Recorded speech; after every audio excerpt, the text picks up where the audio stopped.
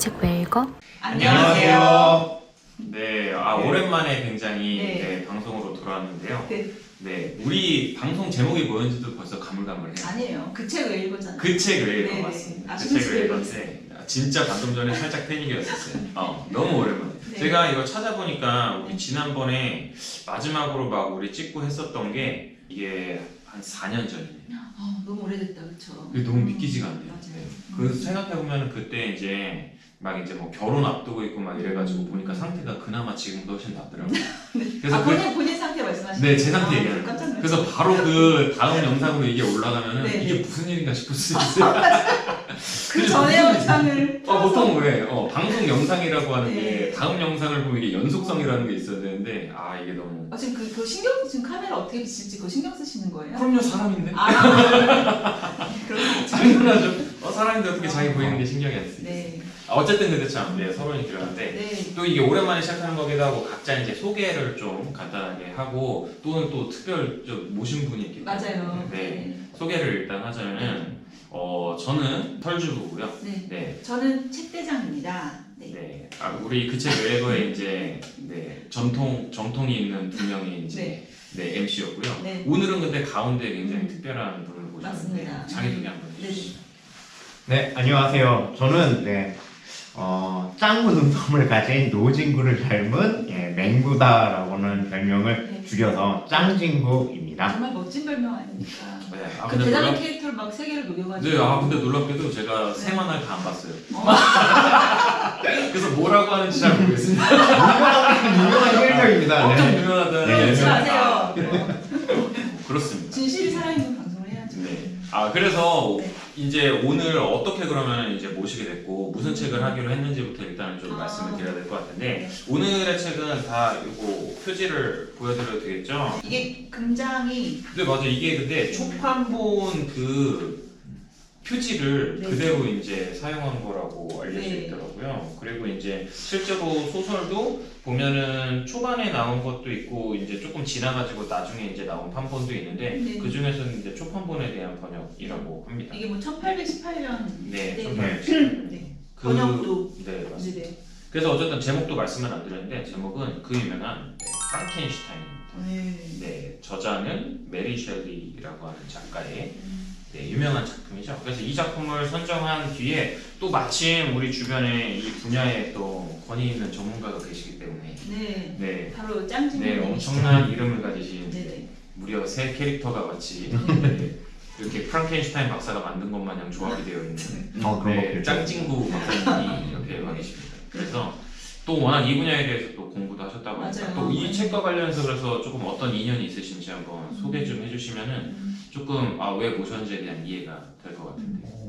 대학원에서 제가 이제 그 석박사 공부를 할 때 이제 저 전공이 이제 고딕 소설이라고 이제 학계에서는 그렇게 불렀는데 거기에서는 이제 쉽게 말씀드리면 이제 얘기 좀 말하기가 좀 너무 긴데 간단하게 얘기하자면은 이제 공포 소설의 인형이라고 이렇게 생각하시면 돼요. 그러니까 환상 소설과 판타지와 공포 소설이 접목된 장르라고 이렇게 이해하시면 되는 거고 그 중에서 대표적인 세 작품이 있는데 그게 오늘 이야기를 하게 될 프랑켄슈타인이고 그 다음에 이제 또 있는 또 이제 지킬 박사와 하이드 씨가 있고 그 다음에 드라큘라 이렇게 보통 일반적으로 이 세 작품을 대표적인 이제 3대 고딕 소설 혹은 공포 소설 뭐 이렇게 얘기를 합니다.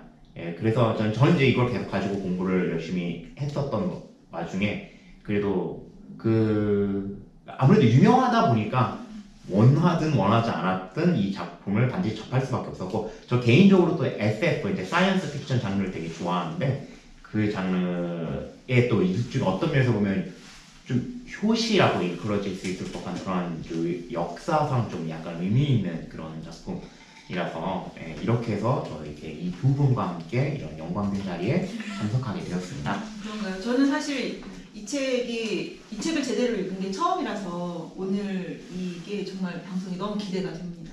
저도 그래요, 네. 사실. 다 읽은 왜냐면 건 이게 처음이에요. 네. 다 그런 책 있잖아요. 너무 유명해서. 맞아요. 네. 어, 그래서 저희 그 책을 읽어서도 되게 어울리는 책인 것 같아요. 맞아요. 저희 사실 처음 방송 시작할 때 취지도 약간 조금 그런 책들 중에서 많이 이제 골랐었잖아요. 네네. 네, 이번에도 그런 측면에서 되게 잘 고르잖아요. 맞아요. 네. 네. 읽으면서도 너무 재밌어. 네.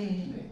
마침 첫 번째 꼭지를 그래서 원래 우리가 하던 것들이 있었는데 그걸 약간 조금 그래서 요번 책과 취지에 맞게 조금 변형을 한번 해볼까 합니다. 네. 원래 우리의 첫 번째 꼭지 뭐였느냐 알고 계시죠? 네. 이 책이 뭐라고? 이 책이 뭐라고? 라고 해서 이제 저마다 이 책, 선정된 책에 대한 감상평을 자기만의 언어로 이제 한 문장으로 굉장히 압축적으로 이제 소개하는 그런 이제 코너였는데요. 한번 그럼 우리 대장님께서 먼저. 제가요? 아, 네. 그래서 제가 이제 워낙 오늘 전문가 짱진구님이 잘해오실 것 같아서 네. 제가 너무 잘하면 안 되잖아요. 네. 잠시만요. 아, 그래서 엉망하고 쓰셨네요. 엉망은요. 한 번도 책에 대해서 그러진 않았지만 그래서 저는 이렇게 했습니다. 피조물인 프랑켄슈타인이 열정을 가장한 만용에 빠져 스스로 창조주가 된 후 자신이 피조물을 보고 기겁하여 뒷감당을 못하는 이야기. 오, 그렇군요. 표정이 지으시고 내용도 굉장히 알차게 들어가 있는 그럼요. 그런 만족스럽습니다. 문장이지 않나 네. 싶네요. 저는 마치 영화 한 줄 평처럼 더 짧게 아, 네네, 네, 그렇죠. 써봤습니다. 지금 생각하시는 거 아니요, 근데 지금 생각하면 맞죠? 아 근데 제가 솔직히 저도 좀 밑밥을 조금 깔자면은 저도 오늘 또 전문가가 또 오시기도 하고 맞아요. 네 자제해야 되지 않겠습니까? 그래서 의도적으로 준비를 하지 말자. 네, 그렇죠? 네, 그래야 또 이제 오신 분이 또 이렇게 잘 그럼요. 드러나기도 하고 예의죠, 일종. 그렇죠. 네, 그래서 오늘 진짜 조금 간소하게 준비했습니다. 네. 저의 이제 한 줄평은 오만과 두려움 사이에서 태어난 가련한 존재. 괴물의 정의일까 인간의 정의일까? 라고 써봤습니다. 그래서 이거는 사실은 원래는 그 오만과 두려움 사이에서 태어난 가련한 존재를 써놓고 보니까 이게 괴물의 정의인가 싶더라고요. 그래서 어쩌면 이건 인간의 정의이지도 않을까? 뭐 이런 이제 생각이 들어서 네 마지막에 뒷문장을 좀 덧붙여봤습니다.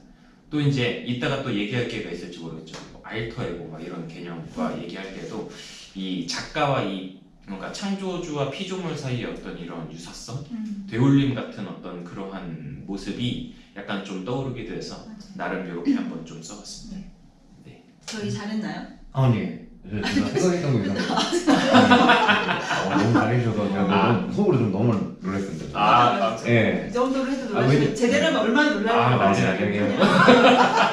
왜냐면 제 입장에는 이게 너무 유명하다 보니까 네. 한 줄평으로 얘기를 했었을 때 저는 계속 머릿속 떠오르는 게 지금까지 계속 반복해서 나왔던 얘기들만 계속 나오더라고요. 저만의 어떤 뭔가를 얘기를 하기에는 근데 이게 영향력이 워낙 크고 지금 너무 살아있다 보니까 유명해서 아 이걸 어떻게 설명을 할까 저도 사실 한 줄평으로 뭐라고 하니까 너무 진부한 그런 표현이 될 것 같아서 저는 이 작품을 정말로 이제 진부한 표현으로 하자면은 우리 미디어에 지금까지 모든 나왔던 매드 사이언티스트라든지 그러니까 지나친 자기 오만에 빠져서 그 어떤 선을 넘어버리게 되는 그러한 과학자와 그리고 그로 인해서 창조되어진 어떻게 보면 그 불운하다고 얘기하기는 왜냐면 자기의 의지하고 상관없는 거였었으니까 이제 그러한 괴물적인 존재들 어떻게 보면 그게 크리처물이라고 얘기할 수 있는 건데 그런 크리처물의 원조격인 작품이다. 네, 우리가 알고 있는 어떤 면에서 보면 우리가 알고 있는 과학이라는 요소를 가지고 그걸 바탕으로 우리의 상상력이 만들어내는 여러 가지 종류의 괴물의 혹은 뭐 피조물이라고 얘기할 수 있는 어떤 그러한 존재들의 바로 이 시발점이지 않을까라고 저는 그렇게 평가를 내리고 싶습니다. 앞으로도 계속 지금 왜냐면 우리의 과학 기술이 이때에 비하면 어마어마하게 발전되어 가고 있다 보니까 아무래도 이런 류의 이야기들은 너무 진부할지언정 그렇지만 앞으로도 계속 우리 앞에 나타나서 뭐 두려움과 뭐 나름 이제 게임에 많이 난장하니까 우리에게 새로운 어떤 건 즐거움까지 함께 주는 그러한 영향력, 생명력을 계속 발휘하는 그런 작품이지 않을까 싶습니다. 근데 이제 워낙 상징성이 또 있어서 예. 많이 이제 모티브가 되는 것 같아요. 예. 다양한 해석도 되고. 네. 자 그럼 퀴즈를 간단하게 일단은 하고 그 다음에 그러면은 줄거리 요약으로 네네네. 넘어갈까요? 자 그럼 자기 이름을 부저처럼 부르시면 됩니다. 네. 네. 자, 너무 쉬운 문제인데 그렇게 하시면 맞추는 사람이 그런 말씀 하지 마세요. 그런 말씀 못 하지 맞추면 마세요. 저희를 생각하면서 원래 심오한 건 알아도 얕은 건 제가 잘 몰라요. 맞습니다. 저 괴물의 이름은 무엇입니까? 정답! 책임자! 아씨. 아유, 내가 문제를 까먹었다. 아유. 네, 이름이 없습니다. 네, 이름이 없더라고요. 이거는 예, 이거 그래요? 너무 많은 오해를 받고 있는 분이 있어요. 이것 맞습니다. 때문에. 예. 뭐 추가 설명하실 거 있으면 또 추천. 그러니까 오해라고 한다면은 사실 이 작품이 유명하긴 한데 이제 전 세계적으로 많은 영향을 줬던 거는 아무래도 1930년대 나왔던 그 유니버설 나왔던 그 영화 때문인 거가 맞거든요. 왜냐면 그래서 봐봐. 원래 프랑켄슈타인의 그 괴물에 대한 이미지는 사실 그 유니버설에 나왔던 그 보리스 칼로프가 연기했던 약간 그 멍하고 힘센 것 같은 그런 사진 띄워주세요.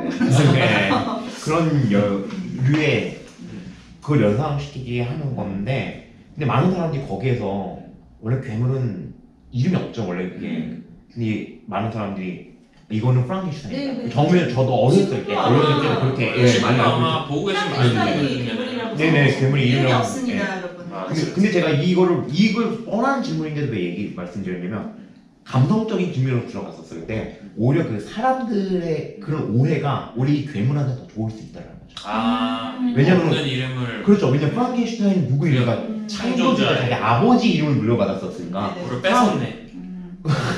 이름을 뺏었어. 자기 걸로 만들어. 아니요, 그러니까 네.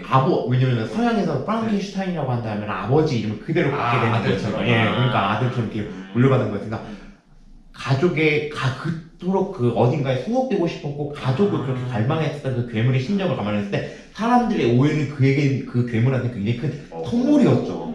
그럴 수도 있겠다. 왜냐면 너는 사람들 너 만든 사람이 빅터 프랑켄슈타인이야? 그럼 너 프랑켄슈타인이네? 이렇게 얘기하는 거랑 똑같은 걸 테니까 소속감을 준 거잖아요. 소속감이라는 거.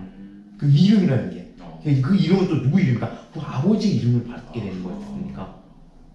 근데 그게 없다는 얘기는 그냥 철저하게 고립됐다는 거예요. 그래서 빅터 프랑켄슈타인을 악당이라고 놓고 볼 수 있는 이유는 괴물을 단순하게 만들었다라기보다는 그 피조물에 대한 책임을 지지 않았다는 측면에서 그렇게 보여주고 이 있습니다. 작가가 이러한 그 전개 과정까지도 예상을 했을까요? 이름 없는 존재가 결국엔 프랑켄슈타인이라는 이름으로 불리게 될 것이다? 이런 걸 예상을 하셨을까? 거기까지는. 그건 예상 못했겠죠? 네. 그런데 어쨌든 간에 적어도 메리 셸리는 그 이름의 중요성을 알았던 것 같아요. 유명했을 것 같아요. 그러니까 이거 이름을 주지 않았고. 이름이 있으면 너무 네. 이상할 것 같은데요. 지금 네. 이름이 있다고 한번 생각을 해봤거든요. 그러면 이름이 없어야 네. 상징성도 더 넓어지는 건데. 그냥 어쨌든 편하게. 피조물은 이름이 없습니다, 여러분. 네, 없습니다. 첫 번째 퀴즈예요. 그 다음에 자 프랑켄슈타인의 출신 어디 출신입니까? 네? 펄주. 저 스위스 제네바? 네, 맞습니다. 예스! 청불탕이라고 해. 네. 또 자기 이름을 까먹었죠. 맞다. 네. 제가 이거를 왜 말씀드렸냐면 프랑켄슈타인의 기질을 잘 설명해 줄 수 있는 어떤 그런 것과 관련이 깊은 곳으로서 여기를 되게 잘 잡았던 것 같아요. 왜요? 어떤 관련? 인간의 어떤 그런 자연을 사랑하고 자연에 대한 어떤 그런 순수한 어떤 열정이라든지 이런 모습들, 그러니까 프랑켄슈타인이 가지고 있던 어떤 여러 가지 성격들이 있잖아요. 이런 것들이 이제 굉장히 낭만주의적인 그 네. 성향이 굉장히 강한데 그거를 잘 드러내줄 수 있는 중에 하나의 요소로서 스위스 제네바, 물론 이제 원래 이 이야기가 나오게 됐던 그 장소도이기도 저는 그 했었지만 혼자가 이유라고 생각했거든요. 그냥 제네바에서 생각한 얘기라서 제네바. 네, 뭐 그렇게 거기서 탄생한 거잖아, 이야기가. 저도 그 네. 처음에 이것만 읽을 때 그랬다가 음. 가여운 것들에 스위스 얘기가 잠깐 나오잖아요. 그게 이제 뭐였었냐면은 그 평화로워지려면 어떻게 해야 되는가와 관련된 몇 가지 이제 가능성들을 검토하는 이제 장면이 나왔었는데 거기서 스위스에 대해서 이렇게 얘기했었거든요. 스위스가 왜 평화롭냐? 험준한 이 산맥들 안에 특정한 어느 하나의 어떤 큰 힘을 가진 주체가 있는 것이 아니라 작은 힘을 가진 주체들이 이렇게 펼쳐져 있는 양상이기 때문에 거기가 평화로울 수 있는 거다. 그러니까 맞아요. 우리도 그러한 자연 경관과 그러한 어떤 구조 속에 있다면은 스위스처럼 그런 이제 맞아요. 평화로운 모습을 보일 수 있다는 건데 어떻게 보자면 이 프랑켄슈타인의 가장 큰 특징 중에 하나가 그 극렬한 대비라고 저는 보기도 했거든요. 초반에 이 프랑켄슈타인이 너무나도 천진난만하고 마치 지상낙원에 있는 것과 같은 그런 안전한 모습과 그 이후에 이 작품 초반에도 스스로 예견하기도 했지만 그 이후에 얼마나 자기의 어떤 삶과 생각이 바뀌게 됐는지에 대한 극명한 대비라고 하는 게 되게 있었는데 그게 그 공간하고도 되게 어울린다고 봤어요. 그래서 되게 막 자연이 너무 아름답고 막 평화로워 보이는 그 공간 속에서 어떻게 이런 공포스러운 경험을 하게 되는지가 되게 오히려 더 인상 깊게 오지 않나 이런 생각이 있었어요. 그래서 더 스위스를 선택하지 않나 이런 생각도 들었어요. 그런 이제 소설 읽을 때 이런 배경도 하나하나 이렇게 곱씹으면서 읽으면 다 다르게 보이는 것 같아요. 그럼 이제 세 번째 퀴즈로. 세 번째 퀴즈는 저 2대1 아니었나요 아까? 뭐왜 이래? 아, 네, 진짜. 저렇게 풀린다고? 자기 점. 1대1. 네. 예, 프랑켄슈타인이 공부했던 대학 이름이 어떤지 아십니까? 5글자인데 첫 글자만 알려주시면 안 돼요? 잉으로 시작합니다. 잉. 잉? 예. 프랑켄슈타인이 앞부분에 보시면은 어디 간다라는 얘기가 나와요. 털주고. 예, 잉글슈타트? 거의 비슷합니다. 아, 자, 한 글자만 바꿔보십시오. 진짜 말 그대로. 모음 하나만 바꾸시면 됩니다. 진짜로. 정말로. 다시 방금 한번. 뭐라 그러셨죠? 안 가르쳐. 잉이요? 예, 잉으로 시작합니다. 5글자예요. 책대장 잉클 슈타츠. 아, 아닙니다. 책대장 잉카슈. 아니에요, 그거. 털주고. 잉헬? 아니에요. 잉켈? 아니요, 그 거센 소리 아닙니다. 예사 소리입니다. 예사 소리. 예, 예사 소리. 근데 그, 이거를 어떻게 맞추지? 어떤 이거는 그냥 외울 수밖에 없는데, 혹시 아마, 잉겔. 모음만 바꾸십시오. 모음을 바꾸시면 됩니다. 잉골슈타트. 잉골시대. 아, 정답! 그래, 내가 잉글이라고 했지. 많이도 최상이네요. 맞죠? 아, 그런가요? 이거는 왜 문제를 내셨는지 그럼 혹시 이거 왜 그러냐면 여기에 나왔었던 게 얼핏 보면은 되게 막 전기로 사람을 이렇게 막 그 사람이 말도 안 되는 광고를 쓰고 있는 것처럼 보이잖아요. 오늘날 관점에서 보면. 근데 이때 여기 나왔었던 것들이 실제 그 당시 때는 사용됐던 거예요. 그쵸, 막. 연구가 되었었다 이런. 갈마니즘. 예, 그리고 갈바니즘 이런 것들이. 예, 이런 퀴즈를 읽었어요. 준비해. 그 갈바니가 개구리 실험. 네, 맞아요. 네, 그런 것처럼. 예, 다리 그런 전기 거, 실험. 예, 그런 여기 것들이. 전기 얘기 나오잖아요. 맞아요. 네네. 자, 마지막. 마지막. 네, 마지막은. 네. 자, 이건 어떻습니까? 프랑켄슈타인의 괴물은 자신이 어떻게 죽을 것이라고 책대장 월트 선장의 말입니다. 불에 타서 죽을 것이다. 그 어떤 식으로 불에 타서 죽어요? 그 구체적으로. 불에 타서 죽을 것이다 맞잖아요. 예, 맞아요. 그건 맞아요. 근데 좀 더 구체적으로 그냥 단순하게 내가 스스로 그거 하는 게 지금 아니라 한 약간 번만 상징적인. 기회를 줍니다. 털주고. 상징적이래요. 장작 더미를 쌓아 올려서 거기 위에서 아니. 스스로 불을 질러서 죽는다고 하지 않았나요? 여기 좀. 예스! 맞잖아요. 불에 타는 겁니다. 알겠습니다. 왜 근데 근데 왜냐면 그게 약간 그러면- 인상적이었던 게 네. 약간 좀 뭐라고 해야 되지? 그 반지의 제왕이든 뭐든 막 이런 거 보면은 그런 식의 이제 화장절차라고 해야 되나? 막 이런 이제 장면들이 나올 때 되게 조금 비장미가 항상 느껴지는 장면에서 그런 이제 시체를 이렇게 불태우는 그런 이제 모습이 나왔었는데 그런 이미지가 머릿속에 떠올라서 그런 것도 있고요. 잘하셨고요. 그리고 실제적으로 이게 네. 있죠. 그리스 로마 신화에 네. 그 헤라클레스가 죽을 때 기억하세요? 그 대목이에요. 그거 흉내낸 거예요. 나 그 생각은 못했네. 그 대목이에요. 그래서 제가 질문을 넣었던 겁니다. 그거 흉내낸 거였어요. 그게 전통이 있구나 나름. 네, 나름 이렇게. 그런 몰라. 또 그런 의미가 있어요. 야 이거 깨알. 역시 근데 좀 너무 이렇게 풍요로워지는 느낌이. 그러게요. 우리 그동안 뭘 근데 저는 살짝 걱정인 게 우리만 풍요로워지고 있는데 우리는 방송 준비하면서 막 열심히 읽은 다음에 막 와가지고 우리끼리 얘기하면서 와 하면서 우리끼리 좋아하고 있는데 보는 사람 입장에서는 너네 아직도 줄거리 얘기 안 했다. 줄거리는 언제 나오냐. 이거 지금 나올 수 있거든요. 네. 어디 뭐 네, 언제 나와 어쨌든 네, 퀴즈는 여기까지로. 네, 여기까지 그럼 하도록 3대1로 제가 참여한 거잖아요. 참패라고 할 것까지. 참패까지는 할 거는 그냥 뭐 네. 박살냈다 정도.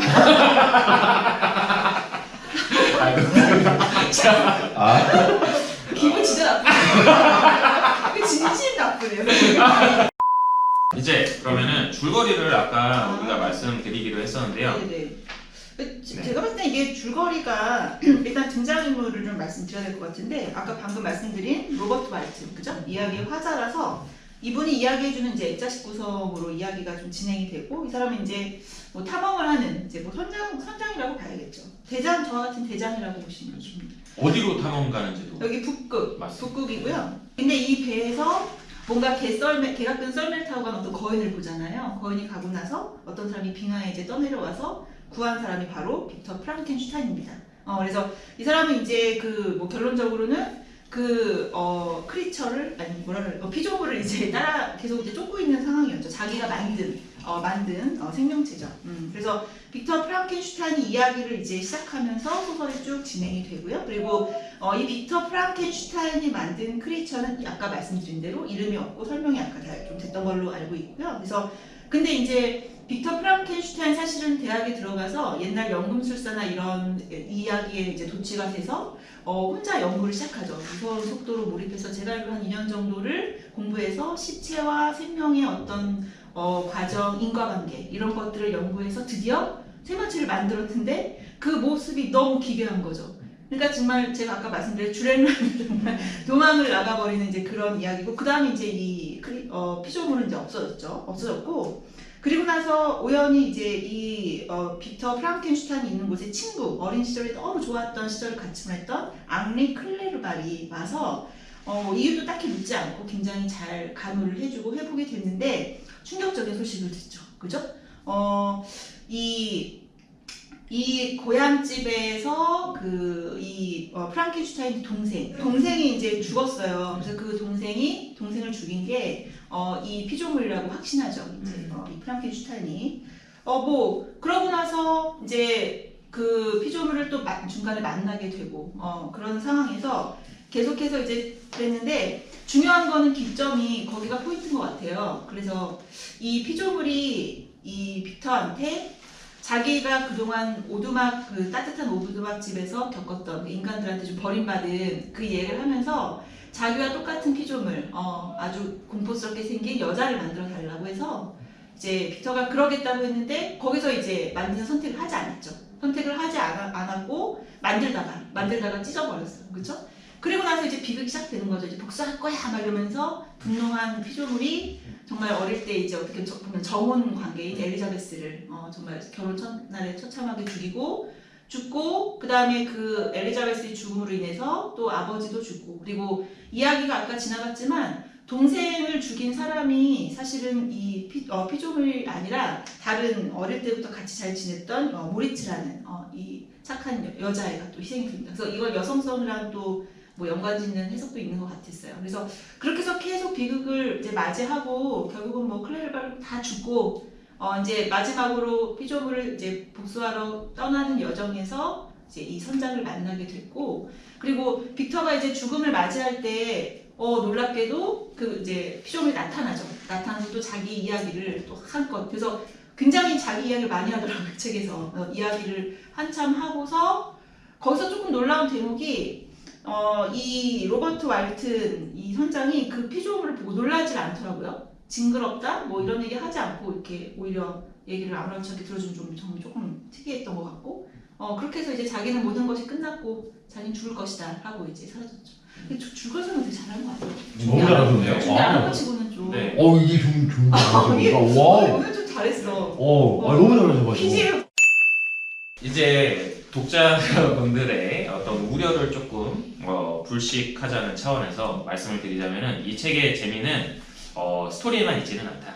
그래서 저는 뭐가 또 굉장히 인상적이냐면 이 대사의 맛이 정말 저는 좋았다고 봐요. 그래서 우리가 흔히 알고 있는 그 피조물의 어떤 그 이미지가 말씀하셨듯이 있는데 실제로 읽어보면 그런 존재가 전혀 아니었네 싶은 얘기도 있고 게다가 막 이 액자식 구조 안에 화자가 굉장히 여럿이 이제 등장을 하기 때문에 그 서로 다른 어떤 화자에 의해서 이제 발화되는 이야기들을 따라가는 것도 굉장한 재미이기 때문에 이렇게 정리를 한 내용을 다 들었다고 해서 나 다 읽었네라고 생각하시면은 너무 서운한 일이라. 그럼요. 네네 꼭 읽어보시기를 네네. 추천합니다. 네네. 네 여기까지가 그래서 진짜 진짜 이제 끝. 네 진짜 이제 첫 번째 꼭지는 이제 끝난 거고요. 네, 한 줄 평을 여기까지 얘기한 다음에 바로 이제 두 번째 꼭지로 넘어가는데 네. 오늘은 약간 조금 미리 정한 게 있죠. 그래서 이 책이 뭔가요? 우리가 짱진구님께 이제 궁금했었던 점을 질문을 드리고 이제 짱진구님께서 그에 대해서 답변을 하면서 이 작품을 둘러싸고 있는 약간 조금 배경적인 지식을 조금 말씀드리는 그런 시간을 한번 가져보면 좋겠다. 그러면 저는 하나가 조금 궁금했던 게 네. 일단은 이 이야기를 이제 전해준 액자식 구조잖아요. 근데 여기에 나오는 프랑켄슈타인을 이제 처음에 떠내려왔을 때 구해준 다음에 이 사람이 참 좋은 친구다. 계속 이 프랑켄슈타인을 좋은 친구라고 좋은 사람으로 표현을 하잖아요. 그게 이제 책을 읽고 나서 조금 궁금해지긴 했어요. 이건 좀 그냥 문학적인 질문인 것 같긴 한데, 이제 프랑켄슈타인이 왜 계속 좋은 친구라는 게 너무 앞부분에 강조가 되고, 그 누이한테 편지를 보내는 과정에서 자기는 친구가 없었는데 처음으로 좋은 친구를 만났다는 게 너무 많이 나와서 잘 모르겠더라고요. 그래서 그거는 혹시 어떻게 좀 생각을 하셨는지 좀 궁금합니다. 이건 뭐 어디서도 나오는 질문은 좀 아닐 것 같긴 한데 저는 그게 조금 궁금하긴 하더라고요. 조금 있다가 아까 그 털주부님께서 아까 초반에 살짝 언급을 하시는 부분인데 그거는 알토 이고의 관계에 놓고 접근을 하셔야 돼요. 그러니까 자기 자신과 비슷한 사람을 만났기 때문에 그걸 알았던 겁니다. 왜냐면 처음부터 여기 있는 이 작품이 주는 메시지가 뭐냐면 처음 여기는 우리가 일반적으로 말하는 악인이라는 존재는 없어요. 처음부터 이 세상을 파멸로 몰고 오기 위해서 여기를 한 사람이 아니에요. 북극을 탐험한 월튼 선장도 그렇고 프랑켄슈타인도 마찬가지고 비터 프랑켄슈타인도 마찬가지고 그 다음에 이 괴물 또한 마찬가지로 처음부터 우리가 흔히 말하는 일반적으로 말하는 그런 악한 성향을 가졌다라고는 얘기할 수 없거든요. 그러니까 어떤 순수한 열정, 뭔가 지적인 탐구 이런 것들을 가지고 있었던 사람이고 그러니까 북극을 인류의 지식에 지성에 큰 도움이 되고자 해서 북극 탐험을 했고 그 당시 때 굉장히 유행했던 일이기도 했었고요. 그러다 보니까는 그러니까 뭔가 새로운 미지의 영역을 탐구하고자 하는 그 열정을 가지고 있었다라는 점에서 그래서 그런 자기 자신의 모습을 프랑켄슈타인보다 투영을 했었으니까요. 그걸 또 보기도 했었고 자기 자신의 모습을 비추어 볼 수 있었다라는 점에서 호감을 가졌던 것이었고 그래서 좋은 친구다라고 이런 식으로도 막 얘기한 것으로 이렇게 보셔야 돼요. 아마 그 관점은 알터 이고의 관계에 놓고 보셔야지 조금 작품을 좀 이해하시기 편할 것 같아요. 저는 첫 번째 질문은 다른 것보다도 어쨌든 공포 소설이 나오는 이 배경과 관련해서 시대 얘기를 빼놓을 수가 없을 것 같다는 생각을 했어요. 그래서 과학을 바라보는 그 관점이라고 하는 게 지금하고는 이제 많이 다른데 이제 공통적으로 뭐 이 책도 그렇고 우리가 같이 또 읽어보자고 해서 이제 곧 영화 또 개봉하기도 하는 가벼운 것들도 이제 같이 읽어봤는데 공통적으로 드러나는 시대적 배경은 빅토리아 시대라고 하더라고요. 근데 빅토리아 시대라고 하는 게 글쎄요 뭐 영국 작가나 아니면 스코틀랜드 작가나 이런 사람들에게는 이렇게 할 수 있는데 우리 또 일반적인 우리나라 사람들한테 낯설 수도 있는데 그 시기가 어떤 시기였는지에 대한 게 좀 궁금하더라고요. 그걸 알아야 요런 이 소설에서 다루는 과학을 바라보는 관점도 조금 더 이해가 되지 않을까 싶거든요. 우선 조금 시대적인 거 먼저 말씀드리면 빅토리아 시대를 이제 문예사주적으로 놓고 보면은 그냥 문학사주라고 얘기를 할게요. 그러면 제 기억이 정확하다면은 1798년에서 그 다음에 1832년까지를 제가 기억하고 있기로는 이때를 낭만주의로 잡습니다. 그리고 그 이후 시기를 거기서 2000년대, 그러니까 1832년 그러니까 그 이후부터 2000년대까지를 보통 어디냐고 한다면은 2000년이 아니라 1900년대까지를 잡는데 그 시기를 어느 시기를 잡냐? 조셉 콘라드의 Heart of Darkness. 다양하게 번역이 되는데 어둠의 심장을 어둠의 심연 뭐 이렇게 어둠의 중심 뭐 이렇게 얘기를 하는데 그 작품이 나오기 전까지 일반적으로 빅토리아 시대로 잡아요. 19세기, 그러니까 일반적으로 영국의 19세기 초중반 넘어가는 거. 거기서부터 그 빅토리아 시대로 잡습니다. 왜냐면 말 그대로 빅토리아 여왕이 즉위를 하던 그 시기로부터 이렇게 많이 잡고 있기 때문이고 이 시대를 그러니까 낭만주의가 중간에 있긴 했었지만은 요건 이제 워낙 독특했기 때문에 그 자리에 집어넣어 있는 것이고 원래 사실은 이제 19세기는 흔히 말하는 사실주의의 시대라고 이해하시면 됩니다. 우리가 일반적으로 얘기하는 각종 뭐 지금 현재 나오는 뭐 과학기술이라든지 이런 웬만한 것들이 이 시기 때 본격적으로 등장을 하던 그런 시기여가지고 어떻게 보면은 19세기 초라고 한다면 진짜 대혼돈의 시대겠네요. 그렇죠? 과학기술도 폭발적으로 발전을 하면서 도시도 엄청나게 성장하고 그리고 막 그 도시로 또 유입되는 사람들도 엄청 많았을 것 같고 막 온갖 일들이 다 벌어졌던 시기겠네요. 그렇다고 얘기할 수 있죠. 그러니까 빅토리아 시대라고 얘기하면, 그러니까 우리가 일반적으로 세계사를 공부를 할 때 이 빅토리아 시대는 그 이후에요. 산업혁명이 전환 본격적으로 이게 막 형성되어 가고 와서 빅토리아 시대는 그것이 이제 어느 정도 안정화가 되고 이제 본격적으로 이제 발전하던 시기, 산업사회에 그 본격적으로 발전하던 시기. 어떻게 보자면 그러면 그것이 낳은 그늘도 어느 정도 가시적으로 보이던 때라고 볼 수 그렇죠. 있겠네요. 정확히 말씀하셨습니다. 그때 그런 어떤 그런 그러니까 산업혁명이 만들어낸 각종 안 좋은 문제들이 있잖아요. 그런 것들이 이제 본격적으로 그 그렇죠. 시기 때 나왔던 19세기의 소설을 작품 넣으면서 사회 문제를 많이 얘기를 하는데 특히 디킨스 소설의 대적이라고 얘기할 수 있는데 그런 문제점들도 본격적으로 가시화해서 나왔던 분위기이기도 합니다. 그렇죠. 왜냐하면 시대를 보는 모습이 이게 전혀 희망적이거나 그렇지만은 않은 그걸 볼 수 있어서 왜 그럴까 생각해 봤을 때 그런 시대적 배경이 있을 수 있겠다 싶은 생각이 들기도 하더라고요. 그 문제점이 이건 조금 너무 깊게 들어가는 걸 수도 있겠는데 그러니까 그게 굉장히 회의적인 느낌이 드는 경우는 그러니까 문제점이 있긴 했었지만은 그래도 빅토리아 시대 때까지만 하더라도 그래도 나름대로 그 문제점 분명히 하고 있지만 우리가 그걸 어느 정도 해결할 수 있을 것이라고 하는 나름대로 어떤 긍정적인 관점이 있어서요. 그게 이제 후반부에 오기 시작하면서 약간 회의적인 느낌으로 들어가게 된 시기가 좀 해요. 그게 거기까지는. 그게 좀 이제 나중에 이제 세계 대전으로 이어지는. 네, 그러면서 완전 박살이 나고 이제는 모더니즘의 시기가 온다고 얘기할 수 있죠. 알겠습니다. 첫 번째 조의 질문은 뭐이 정도.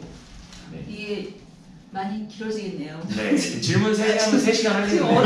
지금 어떡하지라는. 근데 제가 두 번째 질문하려고 했던 것도 근데 대답이 됐어요. 왜냐면 낭만주의 사조도 물어보려고 맞아요. 했었는데 사실은 이제 말씀하신 거랑 관련을 해서 낭만주의도 어떻게 보자면은 사실주의 이전에 잠깐 존재했었던 굉장히 어떤 특수한 사조라고 볼 수 있을 텐데 이름에서도 알 수 있듯이 약간 조금 이성과 이제 사실성 뭐 이런 것만 다룬다기보다는 약간 감성과 감정의 어떤 요소들을 굉장히 이렇게 부각시키려는 그런 어떤 사조로 이해하면 될까요? 네, 그냥 일반적으로 얘기할 때 그렇게 되는 것도 있었고 제가 1798년으로 잡았던 걸로 기억을 하고 있는데 어디서는 이렇게 잡아요. 89년.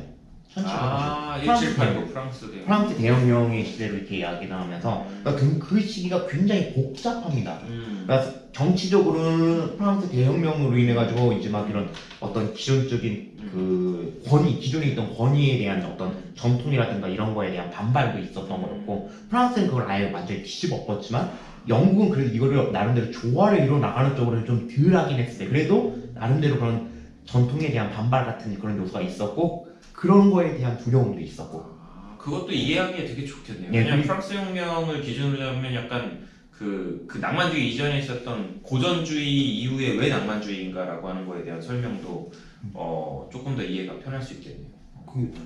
사실 저도 그러니까 저는 이제 소설을 중심으로 배웠기 때문에 낭만주의는 대체로 시가 많이 시인들의 시였어요. 근데 제가 이런 사람들이 다 시인이었기 때문에 이거에 제가 거기까지 더 깊게 들어가지는 않았어요. 낭만주의를 이제 학부 때 잠깐 이제 그 흐름상에 약간 보기만 했었던 거긴 했는데, 근데 한 가지 확실했던 거는 그 낭만주의도 결국에는 산업혁명에 대한 반발로 같이 맞물려 들어가는 거. 그걸 거기에 있는 거. 왜냐면 도시화된 거. 왜 그들이 왜 어린 나이와 같은 순수한 뭐 전원 같은 거 시골 이런 것들을 왜 좋아했느냐라고 생각을 해보면은 어느 정도 감이 잡을 수 있다고 얘기할 수 있어요. 우리나라 일제강점기 때도 그런 거 많잖아요. 그러니까 약간 좀 어수룩하면서도 전통적인 농경사회의 인간상에 대해서 굉장히 그리움을 표출하는 그런 작품들이 있는데 그게 어떻게 보자면 우리는 그 시기였지 않나 싶은 생각도 드네요.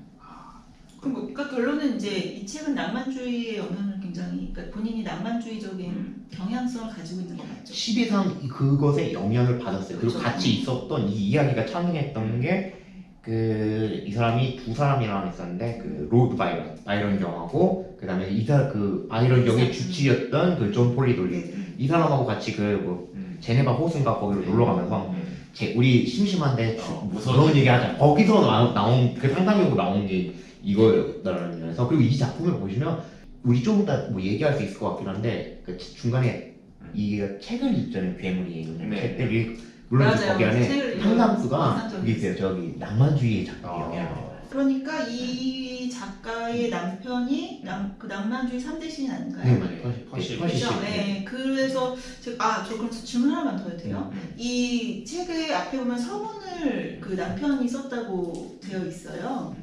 이런 거에 대한 거는 제가 자료는 안 찾아봤는데 어찌된 영문인지 몰라서 우리 짱친구님한테 물어봐야지 이러고 조사 안 했거든요.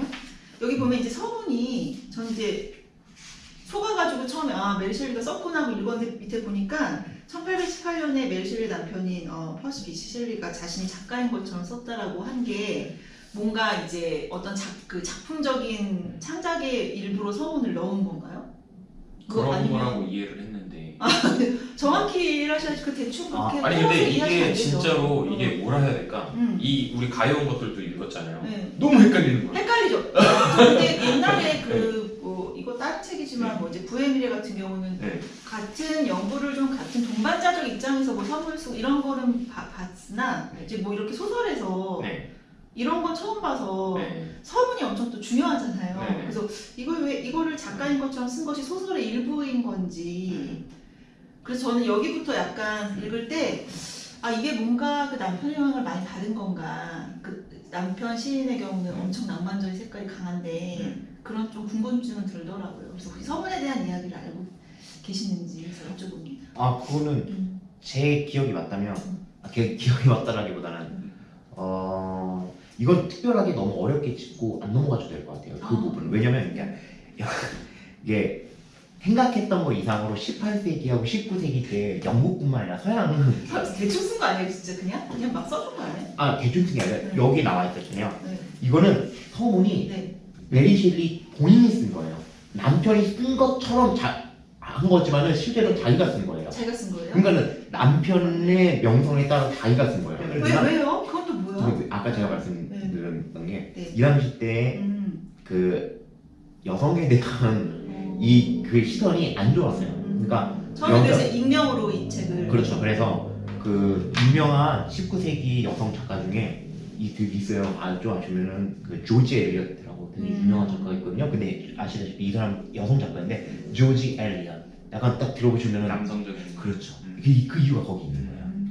그것 때문에 남성적인 필체를 가지고 이렇게 쓴 거고 아마 여성이 그것도 이런 기괴한 소설을 쓴다라는 거에 대해서 사회적으로 이렇게 아주 약간 양가적인 입장을 취하는 경우가 많았었기 때문에 그래서 이제는 그걸 좀 피하고자 자기 남편이 서문을 써준 것처럼 이렇게 쓴 것 같아요. 네. 그러면서 자기 이야기를 그러면 쓴 것 같다라고. 네네. 이제 이해가 완벽히 됐습니다. 네네네. 그래서 실제로 이거 나오고 나서도 말이 많았다고 하더라고요. 맞아요. 뭐 남편이 써줬다 아니다 아버지가 써줬다 막 이런 식의 그런 이제 생각할 수 얘기들이 있을 것 있었어요. 같아요. 네. 그 다음 왜냐면 시대 그- 배경을 봤을 때. 게다가 나이도 너무 어렸기 때문에 네네네, 그렇죠. 저자 자체가 충분히 질문은 뭐 그 정도로 네네. 그러면 마무리를 해볼까요? 네네. 네, 이 정도면 어떻게 질문하고 대답하신 거 이거 네. 방송에 쓸 수 있을까요?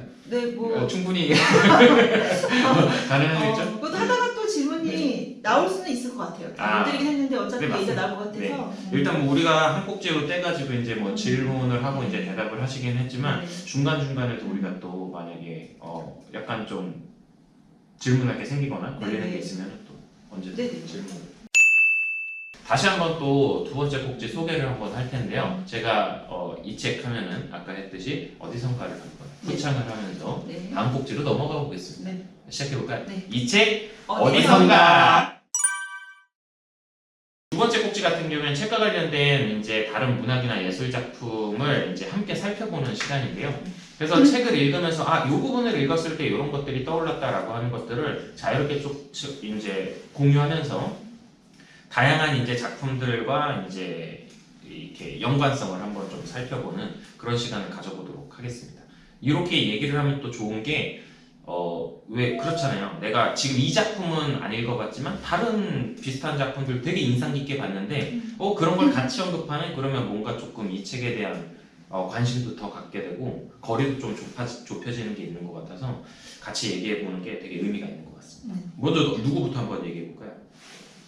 그래서 일단 이 책을 읽게 되면 프로메테우스를 누구나 이제 떠올리잖아요. 그래서 프로메테우스가 사실은 이제 불을 인간한테 준 건데 결국은 여기서 빅터가 이런 피조물을 만든 것을 이제 과학기술이라든지 이런 것들과 다 연관지어서 생각을 하게 돼서 거기서부터 이제 주제가 계속 확장되는 느낌을 받아서 프로메테우스 원제도 프로메테우스라는 말이 들어가 있죠. 네네. 그래서 그거를 좀 이야기 드리고 싶었어요. 맞습니다. 결국에는 어떤 그런 불로 상징되는 네. 뭐 전기가 됐든 뭐가 됐든 네네. 한마디로 기술로 치환될 수 있는 그러한 상징성이 실제로 이제 긍정적인 것만을 낳는 것이 아니라 네. 어떻게 될지 모르는 어떤 그런 불안감도 같이 전달을 하기 때문에 일종의 그 소재 자체만으로 이 전달되는 일종의 긴장감이 있는 것 같아요. 네네네. 그걸 전달했을 때 마냥 이제 좋은 쪽으로만 쓰이냐? 음. 그게 또 아닐 수 있기 때문에 언제나 그 상징성이 현대에도 힘을 발휘하는 것 같아요. 계속 더 가속화되지 않을까? 아까 말씀하신 오펜하이머 얘기도 그렇고 그게 뭐 핵이 될 수도 있는 거고 언제 말했죠? AI가 될 수도 있는 거고 그렇죠? AI가 될 수도 있는 네네. 거고 뭐 다양한 게 될 수 있겠죠. 맞습니다. 그래서 방금 프로메테우스 말씀하셨으니까 네. 그 이름으로 나온 또 굉장히 유명한 영화 시리즈가 있거든요. 에일리언 시리즈가 있는데 그 에일리언 시리즈에도 보면은 이전에 그러니까 오리지널 시리즈 말고 최근에 이제 다시 만들어지고 있는 원래 감독이 이제 다시 이제 만든 그 시리즈에도 프로메테우스라는 제목의 이제 에일리언 시리즈가 나왔거든요. 거기도 보면은 실제로 이제 누가 굉장히 중요한 주인공으로 나오냐면 데이빗이라고 하는 그 인조인간이죠. 안드로이드가 이제 굉장히 중요한 캐릭터로 나오는데 그것도 스포일이 될까봐 이제 다 얘기는 못하겠지만 이 만들어진 존재로서의 어떤 그 뭐라고 해야 될까요? 존재론적인 어떤 그 고민과 일종의 되게 묘하게 제시되는데 열등감과 우월감을 동시에 가지고 있달까. 그래서 이제 그러한 어떤 그 고민 자체가 앞으로도 굉장히 중요하게 다뤄지지 않을까 이런 생각을 하게 되더라고요. 왜냐하면 그 소재는 여기저기 지금 너무나도 많이 나오고 맞아요. 있고 네. 실제로 우리가 뭐 아까 전에 GPT 말씀하셨듯이 지금도 이제 진행 중인 문제이기 네네. 때문에 더욱더 조금 많이 생각이 나지 않나 뭐 이런 생각이 듭니다. 또 뭐 다른 거 생각나시는 거 있어요? 프로메테우스라고 하면 저는 신화적인 명령에서 먹어봤었을 때 이게 스토리상 같죠. 왜냐면 프로메테우스가 인간에게 제우스한테서 불을 훔쳐다가 인간한테 선물을 해줬잖아요. 그 이후에 어떻게 이야기가 흘러간 줄 아십니까? 결말밖에 생각이 안 나네요. 왜 그러냐면 첫 번째 프로메테우스는 묶여서 음. 영원히 그 독수리에게 간을 빼먹는 그런 네. 걸 벌어냈고 형벌을 받게 되는 거였고 그 다음에 또 인간한테도 형벌이 들어가게 됩니다. 이게 뭐냐면 바로 판도라의 상자. 그렇구나. 열받아가지고 음. 인간한테 화가 나가지고 이 제우스가 인간을 어떻게 할까라고 얘기했었을 때 그 헤파이토스한테 대장장이 신이었으니까 여자를 만들어라 라고 했었어요. 여자를 만들어주고 아름답게 만들어라 해놓고서는 뭘 했냐면 신들을 다 불러가지고 너희들에게 너희들에게 선물을 주라고 했었어요. 그래서 판도라라는 이름 자체가 우리는 되게 안 좋은 의미로 쓰였지만 그 말의 어원은 신의 기프트를 받은 자라는 의미예요. 기프트. 선물을 받은 자. 그래서 자 인간 그래서 자 그러면서 그 상자 이거 열 때 열면 안 돼라고 하면서 얘네하면 또 이제 그 인간의 혹은 여성의 그 어떤 그런 인간이자 또 여성의 그 큰 호기심을 자극을 열 시켜놓고 수밖에 없는. 한 거를 그래놓고서는 열어봤더니만 다 하고 그래서 마지막에 남은 게 보다 희망 이런 거 이런 스토리였거든요. 그런 걸로 놓고 보면은 이 프로메테우스라고 이름을 지은 게 그냥 확실히 우연은 아니다. 우연은 절대 아닌 것 같아요. 네, 메시지가 네. 담겨 있는 거죠. 저도 요번에 하나 또 소개할게요. 네. 저는 뭐 아까 전에 이제 우리 같이 소개하기로 가온 것들도 물론 같이 읽었고 근데 아까 전에 또 공포소설의 이제 3대장인지는 제가 잘 몰랐네요. 지킬 박사와 하이드도 이제 당연히 떠오르기도 했습니다. 근데 지킬 박사와 하이드는 어떻게 보자면은 자기의 다른 모습인 거잖아요. 그래서 인간의 어떤 어두운 그 본성을 하나의 또 다른 인격으로 이제 만들어낸 이야기라는 점에서 조금 결이 다르다고 느껴지면서도 또 한편으로는 아까 전에 왜 결국에는 여기서 나오는 그 뭐라고 해야 될까요? 창조자와 피조물의 관계라고 하는 것도 알터에고와 같은 어떤 유사성을 가지고 있다고 얘기하는데 그런 점에서 보자면 그렇게까지 먼 거는 또 아니지 않을까 뭐 이런 생각이 들기도 하더라고요. 지킬 박사 하이드도 결국에는 한 존재인 것처럼 어떻게 보자면은 박사와 그 피조물도 어떻게 보자면은 그런 이제 유사한 관계를 맺고 있다고도 볼 수 있겠죠. 그 다음에 제가 떠올랐던 거는 두 가지를 좀 말씀드리고 싶었는데 저 아까 전에 왜 일제강점기 얘기도 했지만 그거 말고 조선 초의 책도 떠올랐다. 액자식 구성 때문에 뭐냐면 금오신화. 금오신화에 보면 액자식 소설이 되게 많잖아요. 그 이제 뭡니까 이생규장전도 그렇고 뭐 그 만국사적포기 뭐 이런 것들도 그렇고 거기 보면은 마치 이제 전해지는 얘기를 내가 전달하는 듯한 얘기를 하고 있는데 사실 거기에는 그 말하자면은 그 사육신들에 대한 어떤 구체의식과 생육신으로서 살아남아서 지금 떠들면서 이거 이야기를 전달하고 있는 그 김시습 본인에 대한 어떤 그 막 자기에 대한 성찰과 이런 내용들이 이야기 속에 막 녹아 들어가 있는데 그걸 보면서 와, 이 액자식 구성이라고 하는 게 진짜 힘이 있구나라는 생각이 들었어요. 그래서 마치 이야기를 전달하는 듯한 그 구조를 띄는 것만으로도 뭐가 현실이고 가짜인지를 되게 혼란스럽게 만들면서 오히려 이제 독자들로 하여금 충분히 있을 수 있는 일이다. 있었던 일이 아닐까. 이런 이제 생각을 막 갖게 만드는 그런 어떤 마법 같은 힘이 있다는 생각이 들기도 했고 또 한편으로는 차마 이제 자기의 목소리로 내 이야기고 내가 생각한 겁니다라고 하는 거를 전면에 내세우기 어려울 때 쓰기 굉장히 좋은 하나의 방법 혹은 장치가 아닐까? 그래서 이렇게 동서고금을 막론하고 많이 쓰인 게 아닐까 뭐 이런 생각이 들기도 했습니다. 그 다음에 또 하나는 제가 오늘 또 갖고 오기도 했는데 요거는 언젠가는 한번 꼭 조금 소개하고 싶은 책이기도 했어요. 이게 이제 저 대학교 때 이제 교수님에게 듣던 영훈옥 교수님이 쓰신 낙인 찍힌 몸이라고 하는 책인데요. 이거는 근데 소설은 아니고 말 그대로 뭐 수많은 말하자면은 그 우리의 그 육체 있잖아요. 이 육체라고 하는 것이 얼마나 말하자면은 그 차별의 대상이 되어 왔는지를 정말 다양한 이 주체들을 통해서 이제 얘기하고 있는 그러한 책이에요. 그래서 거기에 뭐 여성도 있고 흑인도 있고 뭐 다양한 이제 얘기들이 있는데 그걸 보면은 어떻게 보자면 우리 인간 존재가 육신이라고 하는 어떻게 비유적으로 얘기하자면 감옥에 갇힌 존재로서 벗어날 수 없는 숙명을 타고난 거나 마찬가지인데 어떻게 보자면 프랑켄슈타인 이 작품 속에 나오는 이 피조물도 결국에는 말하는 거나 이런 거를 보면 행동이나 사고를 보면은 어떻게 보자면 더할 나위 없이 선한 존재가 될 수도 있는 그런 존재인데도 불구하고 그 다르다는 이유만으로 다른 외양을 가지고 있다는 이유만으로 정말 이 세상에서 가장 외롭고 고립된 존재가 된다는 점에서 어떻게 보자면은 이 얘기를 좀 하고 싶었습니다. 네, 그래서 낙인 찍힌 몸도 언제 한번 같이 읽어보면 참 좋지 않을까. 그래서 이제 저도 그것과 관련해서 이 책을 읽고서 한참 좀 지나서 계속 생각을 하면 결국은 그 생각을 갈 수밖에 없고 피조물이 지금 뭐 작품이나 상상 속에서 과장이 돼서 그렇지 어떻게 말을 해야 될지 근데 지금 우리 사회에 사람들이 규정한 이런 피조물이 제가 될 수도 있고 많잖아요. 그 각자의 생각일 수도 있지만 그건 또 사회에서 파생된 것일 수 있기 때문에 정말로 그런 몸에 대해서 생각을 안 할 수가 없고 작품을 읽다 보면 이렇게 착한 아이를 착한 아이인데 정말 놀라지 않은 사람은 그 눈먼 노인이랑 눈이 멀었기 때문에 그 우리가 눈을 다 가려야 되나 그럼?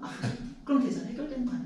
그것도 문학적으로 그러니까 우리가 수용할 수 있겠죠. 그러니까 우리가 눈이 멀어야 되나라고 하는 게 맞아. 부정적인 의미가 아니라 마치 정말로. 무지의 장막처럼 눈으로 보이는 것은 일단 배제하고 판단하는 그런 조금 성숙한 태도가 필요한 게 아닌가. 그래서 이제 그러니까 뭐 눈먼 노인이나 이 화자는 뭐 이야기를 충분히 들었으니까 이제 그렇다 치고 그런 사람이 아니면 죄다 그냥 놀래서 막 다 도망가고 난리가 나잖아요. 들어보지도 않고. 이제 그러니까 이런 몸에 대해서 생각은 안 할 수는 없는 것 같아요. 그리고 이제 그게 사회적인 낙인이랑 또 막 섞이면서 이야기가 엄청 확장될 수 있는 것 같아요. 저도 생각이 나는 게 있어가지고 네. 저도 어렸을 때 저도 그러니까 접하기는 이 작품 제가 되게 어렸을 때 접하긴 했었는데 이해가 되진 않았었어요. 이렇게 어릴 때 말씀하셨던 것처럼 이렇게 착한 애가 왜 이렇게 못생겼다 그 당시 때는 어렸을 때 당상에 못생겼다라고 생각을 했기 때문에 아니 그러니까 저는 그냥 그렇게만 생각을 한 거죠. 흔히 말하는 그 이제 멍한 그런 류에 아주 멍청하게 생겨서 그렇고 못생겨서 그렇지 얘가 뭐 이렇게 미워할 필요가 게 없잖아. 근데 그랬는데 사람을 다시 한번 커서 본격적으로 이 작품 읽어보니까 네. 그러니까 너무 개인적으로는 너무 가슴이 아프더라고요. 네. 저는 왜냐면 이 작품을 다시 해가지고 얘가 그런 핍박을 받을 자격이 없다는 걸 다시 알고 싶었는데 근데 얘는 진짜 나온 걸 보니까 작품에 나온 걸 보니까 얘는 괴물일 수밖에 없더라고요 진짜로.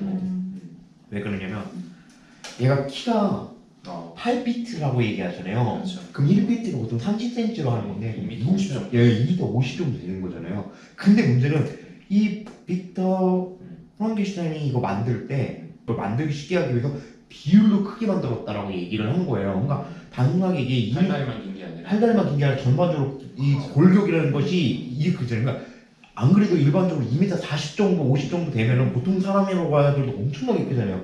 그게 떡대라는 표현이라고 해야 되는지 모르겠지만 그런 거예요. 거기에다가 이 처음에 얘 나왔었을 때 보면은 시체를 가지고 만들었잖아요. 그러니까 얘는 기본적으로 그 시체의 그 이상한 느낌을 그대로 받을 수밖에 없었던 거예요. 이게 그대로 나와요. 색에 막 네네네, 피부에 쭈글쭈글한 주름이 이게 막 이끼 더 있다라고 막 얘기를 하고 있는 건데 이것과 관련해서 언캐니 밸리라고 불쾌한 글자 요거랑 했었을 때 사람은 기본적으로 자기랑 닮은 거에 대해서 호감도가 높아하는데 이게 어느 순간 갔었을 때 이게 급속도로 떨어지는 데가 있어요. 이게 골짜기 마냥 인간과 적당히 괜찮아지면 그러다가 어차피 너무 완벽하게 똑같아야 되는데 그 전 단계에 미묘하게 이 사람이 이거 불쾌감을 느끼는 그 단계가 있나 봐요. 그거를 모든 사람들이 공통적으로 느낀대요. 그 부분을. 제 기억이 맞다면 모리 마사이로 교수가 만드는 이런 걸로 알고 있는데 이 그래픽이 이렇게 말 그대로 그래픽이 점점 올라가다 갑자기 급속도로 떨어지면서 다시 올라가는 이 점점이 있어요. 여기에 가장 밑바닥에 있는 게 이렇게 좀비로 나와 있더라고요. 이게. 그러니까 얘는 보면은 사실상 어떻게 보면 괴물이긴 하지만 생김새는 거의 얼굴이 인간하고 비슷해. 그걸 완전은 좀비랑 똑같이 생긴 거죠. 시체에서 나온 거였으니까.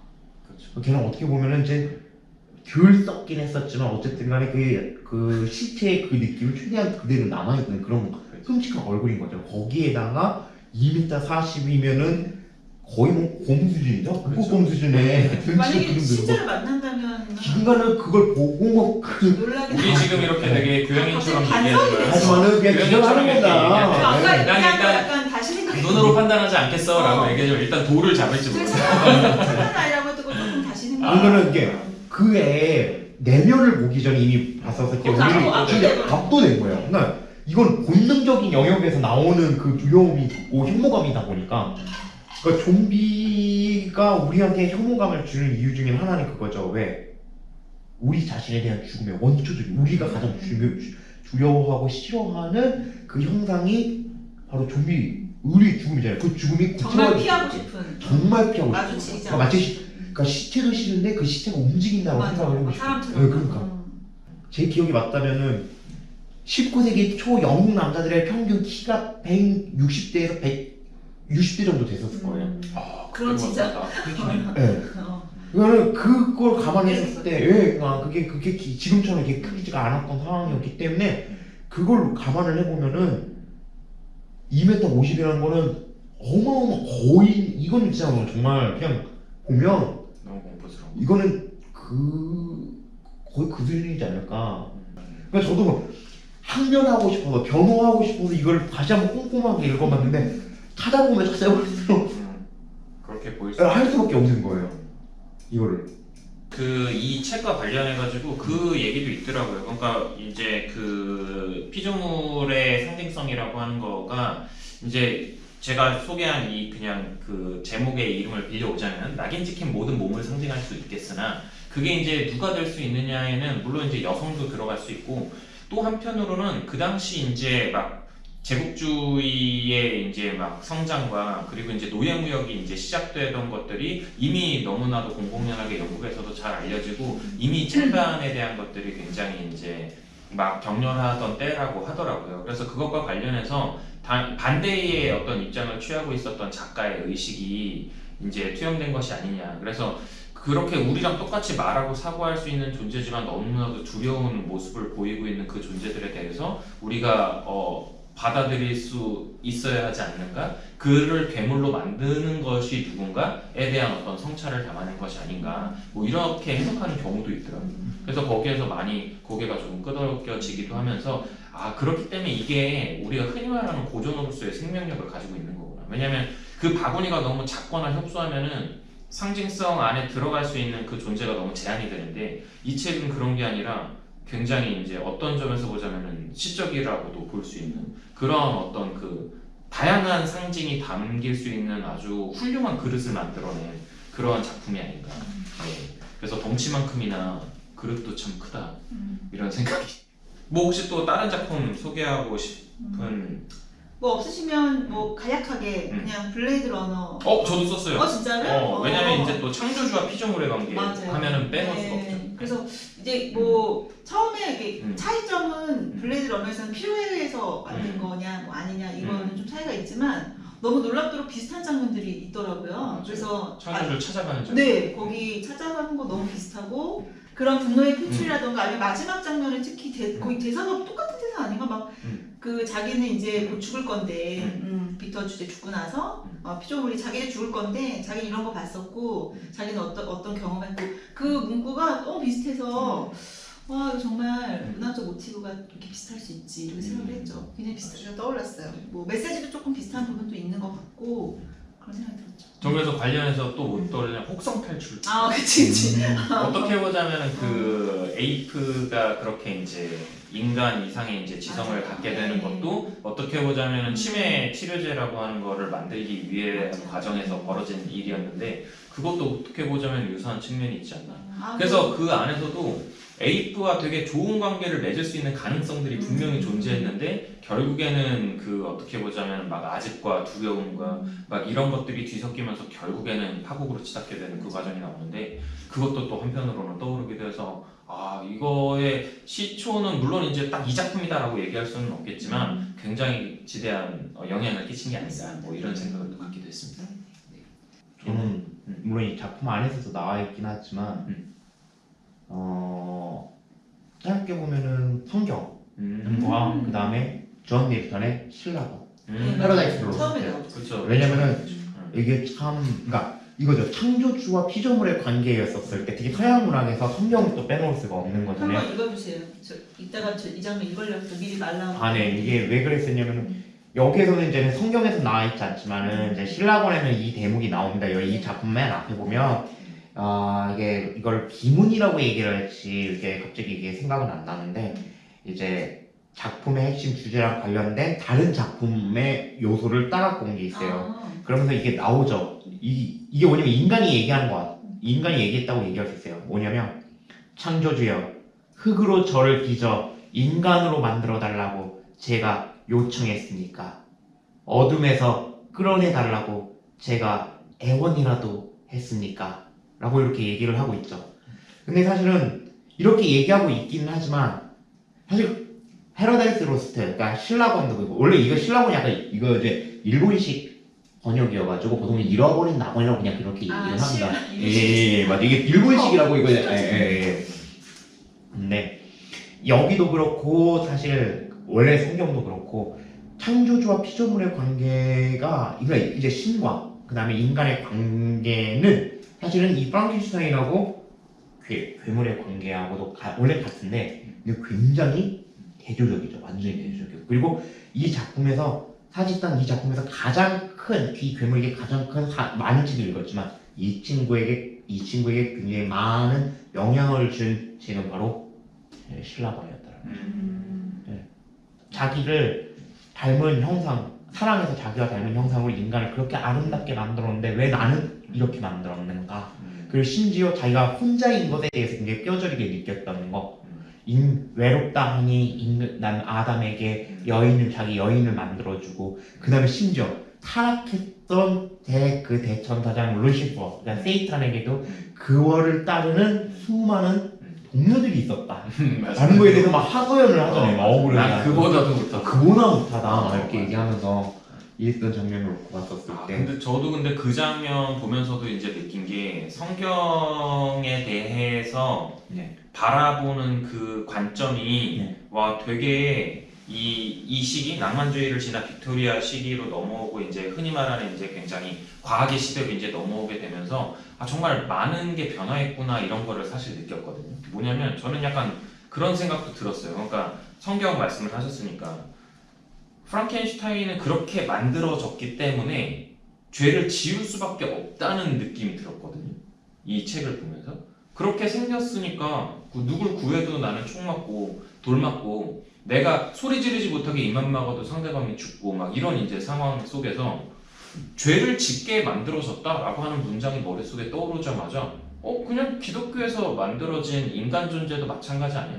라는 생각이 들었어요. 왜냐면 원죄를 갖고 태어난 존재로서의 인간도 자유의지를 갖는 순간 저는 머릿속에서든 행동으로든 죄를 지을 수밖에 없는 존재라고 생각이 들거든요. 그래서 예전에는 신의 형상을 따라서 아름답게 지어졌어라고 하는 생각이 아니라 우리는 어차피 우리의 마음속에는 이러한 죄와 이런 것들이 있을 수밖에 없어 라고 생각하는 순간 어떻게 보자면 성경에서 여기서는 이제 그 피조물이 성경에서 나오는 그 신과 인간의 관계보다 자기가 못하다고 얘기했지만 실제로는 성경에서 나오는 그 관계에서도 인간은 어떻게 보자면 조금 왜 이렇게 나를 만들었냐고 창조주에게 뭔가 이렇게 감히 조금 불경하게도 이렇게 조금 하소연할 수 있는 그런 의식이 깨어난 게 아닌가 시대적으로 이런 생각을 하기도 했었어요. 네. 그래서 이게 정말로 다 읽고 나서는 계속 드는 게 이게 단순하게 그러니까 뭐 이런 이제 우리 인간 사회 안에서의 어떤 소수자성을 담아내고 있는 그릇만이 아니라 어떻게 보면 더 확장시키자면은 그냥 우리가 거기 들어갈 수도 있겠다 이런 생각이 들기도 했어요. 누구든 들어갈 수 있겠다 이런 생각이 들어서 네. 전 그 아까 말씀하시는 걸 들어보니까 갑자기 또 떠오르는 게 있었는데 이 작품에서 결국에는 하나를 관통하는 단어가 하나 생각이 났어요. 책임. 인간과 신과 책임이요. 맞아요. 그러니까 신과 인간 그리고 빅터 프랑켄슈타인과 괴물 사이의 이 관계에서 둘은 거의 같죠. 근데 이 둘의 관계가 완전하게 대조적인 극단적으로 갈라질 수밖에 없는 건 단 하나가 없기 때문이에요. 뭐라고 생각하십니까? 아까 원죄라고 말씀하셨잖아요. 둘 다 죽을 수밖에 없는 죄를 지을 수밖에 없는 존재 정확하게 말씀하셨어요. 그랬죠? 그런데 신은 책임이 있어. 인간에 대해서 끝까지 책임이 있어요. 그 존재가 누구죠? 예수. 그렇죠.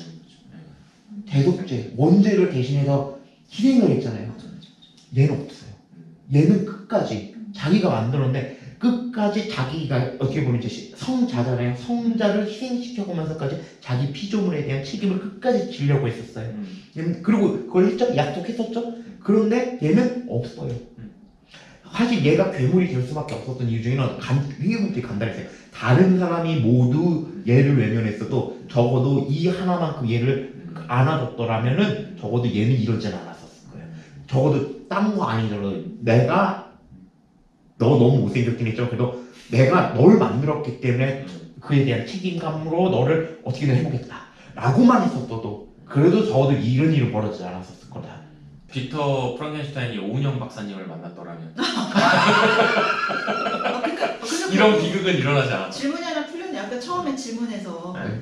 왜 이렇게 얘를 외면했나, 빅터는 왜 피조물을 계속 외면했나 질문이 있었고 대답이 아니, 책임감이요? 책임을 지지 않아서 물론 그 혐오감을 느끼는 거는 그건 어쩔 수 없다고 생각을 해요. 그만큼 괴물이 흉하다라는 걸 얘기할 수 있긴 하겠는데 글쎄 모르겠습니다. 근데 어쨌든 간에 이 사람은 끝까지 그에 대한 책임감이 없었어요. 그런 생각조차도 없었던 것 같아요. 그냥 왜냐면 사실은 그런 고민이 없었잖아요. 그러니까는 어떻게든 이 그런 제목이 고민이 있었잖아요. 고민 자체가 없었어. 여기 맨 앞에 나왔던 것처럼 자격이 없는 건데. 피조물은 내가 만들어달라고 애원했습니까? 라고 이거는 피조물이면 누구나 그렇게 얘기할 수 있는 질문이기도 하죠. 나 왜 태어났어? 이런 거죠. 왜 나를 왜 이렇게 만들었습니까? 라고 이렇게 얼마나 부모님 맘 찢는 데서 일이 아니야. 누가 나아달랬어? 얼마나 자세하신 거죠. 저는 한 적이 없습니다. 오해하시고. 여기는 그 얘기가 있었긴 했던 그런 거였었는데 듣다 보니까 네. 생각을 전혀 안 했던 것들인데 저는 하여튼 여기 밀턴의 이 구절에서 그냥 이제 전체가 좀 관통이 되는 것 같더라고요. 그래서 그래서 이제 이 책이 어떻게 보면 막 인간들이 그 감당을 안 되는 그런 과학기술 그런 측면도 되는데 좀 완전히 거꾸로 뒤집으면 지금 막 얘기를 하다 보니까 결국은 이 밀턴의 신라권이 되게 그 개신교 쪽의 그런 대단한 책이지만 그러니까 되게 인간적인 내용이 많이 나오잖아요. 인본주의. 제가 배웠기로서는 인본주의 사상이 굉장히 들어가는 걸로 알고 있거든요. 뭐 예를 들면 뭐 인간의 약간 주체성, 뭐 정신적인 네. 걸로도 이혼이 가능하다거나 뭐 이런 내용이 이제 들어가 있는데 그런 면에서 오히려 이 작가가 그런 거에 영향을 또 낭만주의 플러스 그런 인간적인 것까지 영향을 받아서 어떻게 보면 되게 인간에 대한 이제 실망, 막 우리의 막 그런 고통을 생각하게 된 책이기도 하고 살짝 뒤집으면 아 그러면 우리 인간이 뭔가 책임을 지면 또 희망이 있겠구나로 해석이 돼도 되는 책인 것 같아요. 지금 생각을 해보니까 아까 처음에 뭐 긍정적으로 부정적으로 막 얘기하셨잖아요. 근데 부정적인 면으로 훨씬 익혔거든요. 지금 얘기를 하다 보니까 어떻게 보면 우리가 왜 이렇게 태어나는지를 잘 모르겠지만 어쨌든 우리가 인간이 어떻게 하느냐에 따라서 얼마든지 주체적으로 피조물들도 따뜻하게 갈 수 있지 않나 생각도 또 한편으로 드는 것 같아요. 교회 다니시는 분들이면은 아실 거예요. 아마 이거는 성당 다니시는 분도 당연한 건데 원래 왜 이 질문에 아마 아담이 했었으면 성경적으로 답변이 나왔죠.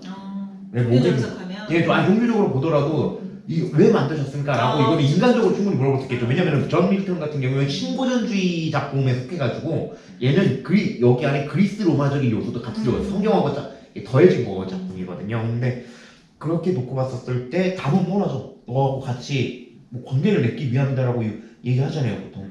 근데 이것과 놓고 보면은, 그러니까 뭐든지 이 기독교적인 그 관점을 놓고 봤었을 때, 인간과 신의 관계를 놓고 봤을 때, 프랑켄슈타인은 모든 면에서 이것이 역으로 가는 거예요. 뭘로 만들었느냐라고 했을 때, 적어도 교회 다니시는 분들은 아실 겁니다. 나하고 어떤 영적인 소통을 하기 위해서다 이렇게 얘기를 해요. 분명히 긍정적이고 우호적인 어떤 의도와 그런 게 목적성이 있다고 우리는 그렇게 배우고 또 믿잖아요, 이 사람들은. 근데 여기는 없어요. 뭐죠? 딱 하나가 있어요. 얘 왜 만들었죠? 프랑켄슈타인은 괴물을 궁금해서.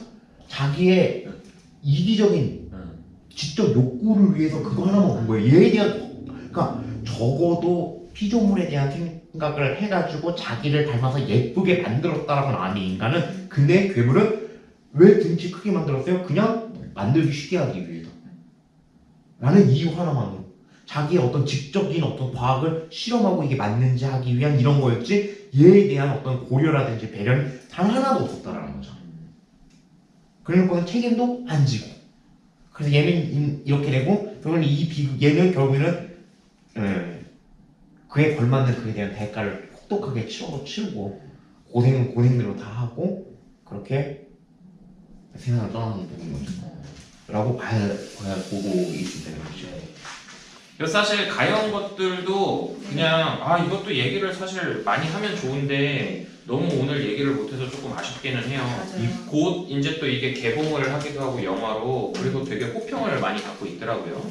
그래서 이 Poor Things라고 하는 가여운 것들이라는 제목의 이 책이 있는데 이것도 그래서 분명히 뭐 책 자체로도 밝히고 있듯이 프랑켄슈타인 여기 뒤에도 나와 있어요. 네. 버려진 서류덤에서 발견된 한 권의 책 죽음에서 부활한 여자의 얽힌 기록은 과연 진실일까? 프랑켄슈타인의 포스트모던적 재해석 뭐 이렇게 되어 있는데 실제로 그래서 너무 관련해서 할 얘기가 많아가지고 적어놓은 걸 보면은 거의 뭐 몇 페이지당 한 번씩은 다 적을 정도로 너무 할 얘기가 풍부하다는 생각이 들었어요. 왜냐면 시대적인 비판도 있고 아니면은 그 여성주의 그 여성해방운동 관련된 측면에서도 바라볼 게 너무나도 많고 또 어떤 그 물론 이제 우린 한국인이기는 하지만 영국 사회 혹은 영국 사회로 대표되는 서구 중심주의적 어떤 사회에 대한 어떤 신랄한 풍자의식이라든지 이런 것들까지 포함해서 얘기할 게 너무나도 풍성해요. 맞아요. 게다가 심지어 재밌어. 풍자 소설이 네, 이건 네, 완전 풍자 소설이고 그리고 막 쓸만한 내용들도 너무 많았고 재미도 있고 캐릭터성도 너무나도 훌륭하고 저희 영상이 나올 때는 이미 영화 개봉해서 막 다들 그렇죠. 그죠? 네, 맞습니다. 미국에서는 이미 개봉하기도 맞아요. 했지만 우리나라에서는 아직은 개봉은 안 했기 때문에 한 번쯤 보고 보시는 것도 너무 재밌겠다 싶은 생각이 들고 저는 그래서 책이 너무 재밌어서 사실 어떤 생각도 들었냐면 이게 영화를 보고 만족할 수 있을까? 이런 생각이 들 정도로 같은 얘기.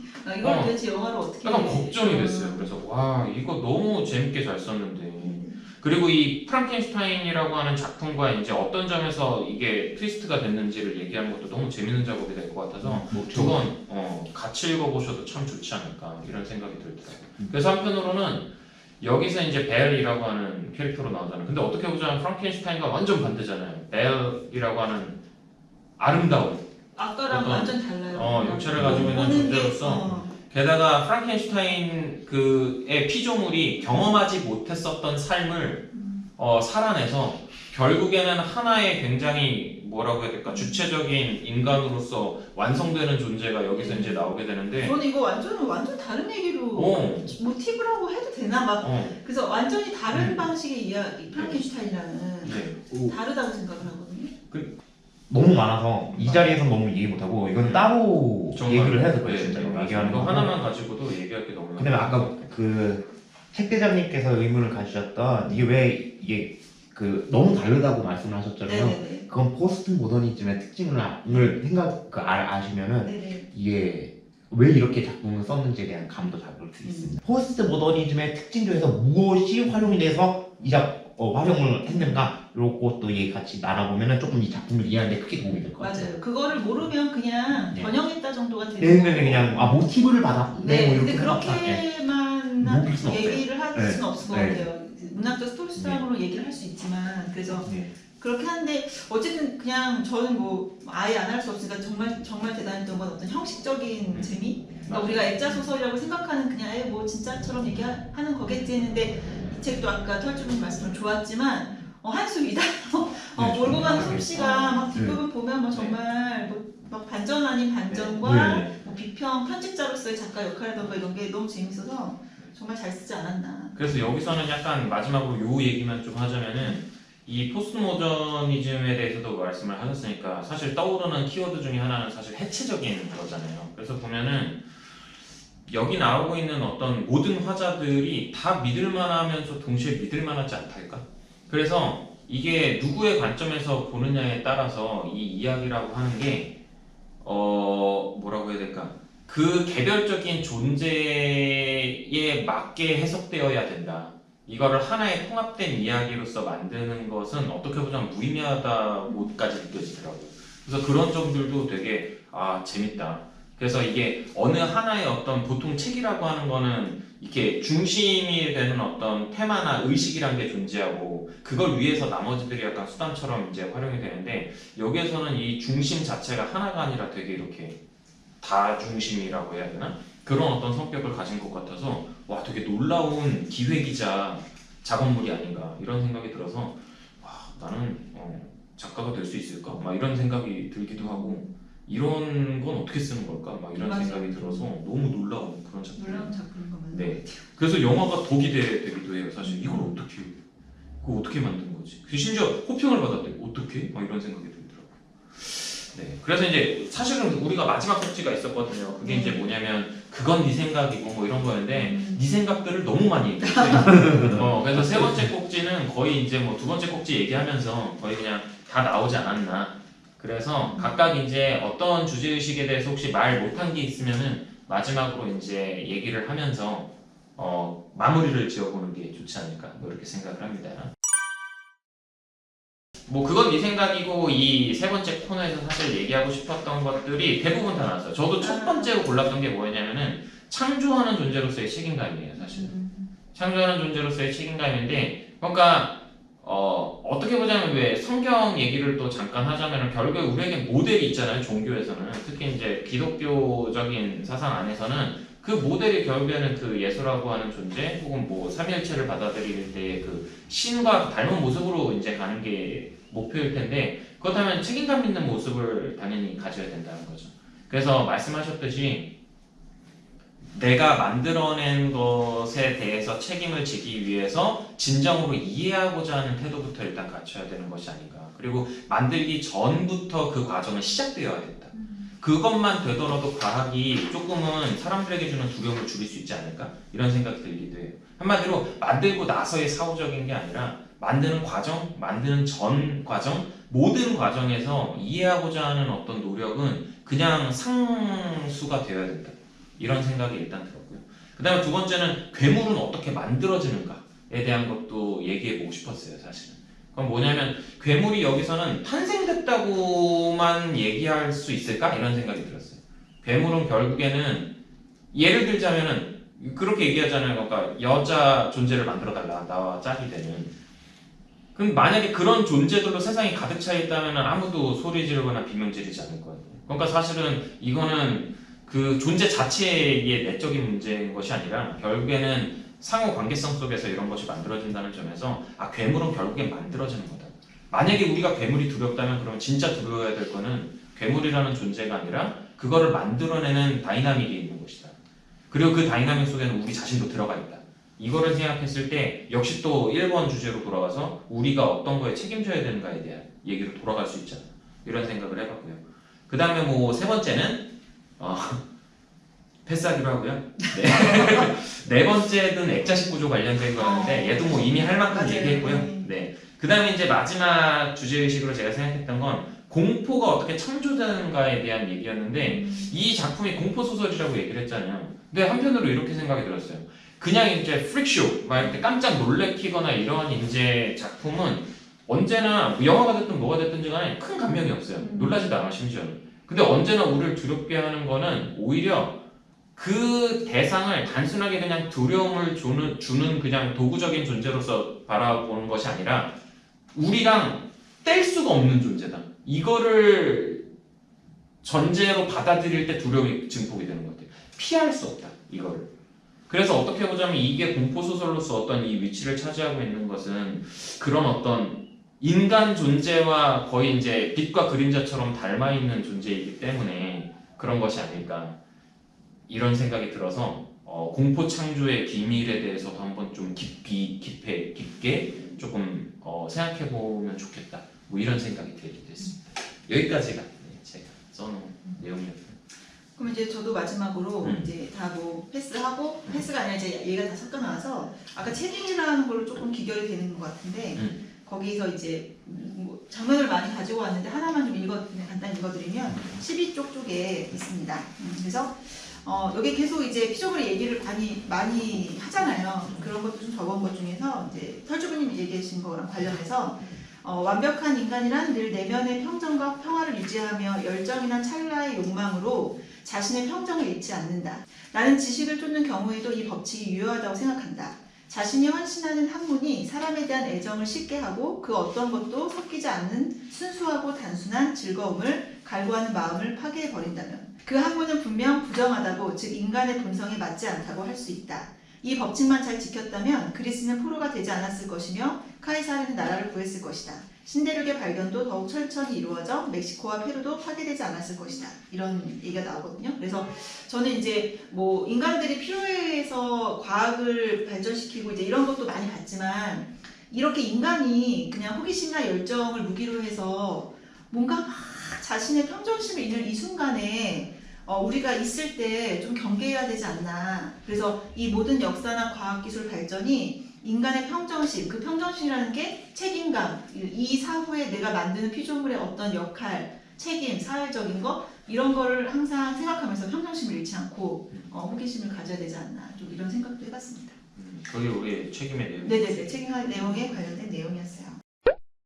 문학의 작품성으로 그냥 개인적인 의견이 너무 이제 구구절절 말이 많아 조금 오게튀긴 것 같은데 그 당시 시대와 어떤 그런 걸 봤을 때는 우리 오히려 그래서 이 책은 정말 쉽습니다. 여러분 꼭 읽어보시면 정말 순식간에 읽을 수 있는 책이고 굉장히 드라마틱해서 재밌게 읽으실 수 있을 거예요. 너무 이렇게 깊이 막 들어가시지 않아도 한번 읽어놓으시면 다 이제 나중에 연결이 돼서 아주 유익할 걸로 생각합니다.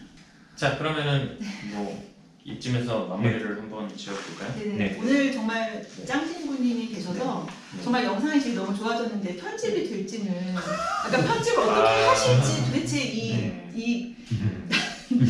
너무 중구난방 너무 저희 많은데 함께 이제 너무 신나서 떠들었으나 이제 어떻게 편집될지 모르겠습니다. 네. 무릎 꿇고 파일을 전달하도록 하겠습니다. 네. 하늘씩 집어 던지진 않겠다.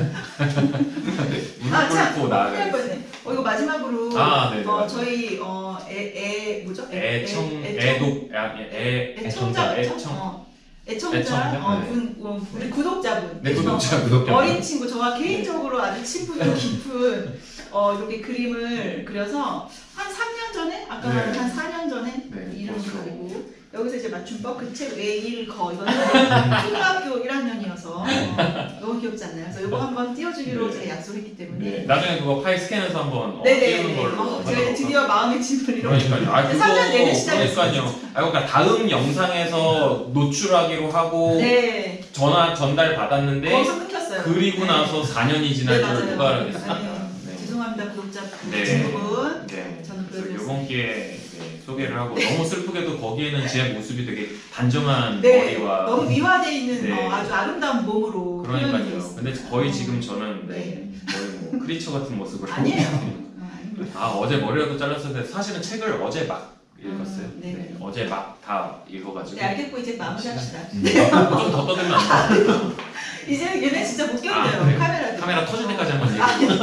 안 되네. 네. 어쨌든 네 오늘 이렇게 네, 네. 프랑켄슈타인이라고 하는 책을 가지고 한번 떠들어 봤습니다. 너무 재밌습니다. 네, 이게 편집이 잘 돼서 네. 독자분들께도 되게 재밌는 경험이 됐으면 좋겠고요. 네. 무엇보다도 책을 이렇게 읽고 싶게 만드는 영상이 됐으면 참 좋을 것 같아요. 네, 이게 그게 쉽게 또 만들지 우리- 않겠죠. 네, 그러니까 진짜 질려버린다. 이거는 읽었는데 진짜 봤는데 안 읽으시는 거예요. 쟤 뭐라는 거야. 제명책. 저러니까 고전이 안 읽히지. 막 이런 이제 반응이 나와버리면 너무 슬프겠다. 어떡하지? 그게 아니다. 네. 죄가 있다면 우리에게 있지 책에 있지 않습니다. 네네. 네, 꼭 읽어보시길 바라겠습니다. 네. 네, 시청해주셔서 감사합니다. 감사합니다. 네, 감사합니다. 어떻게 해야 될까요? 감사합니다. 안녕. 감사합니다. 와.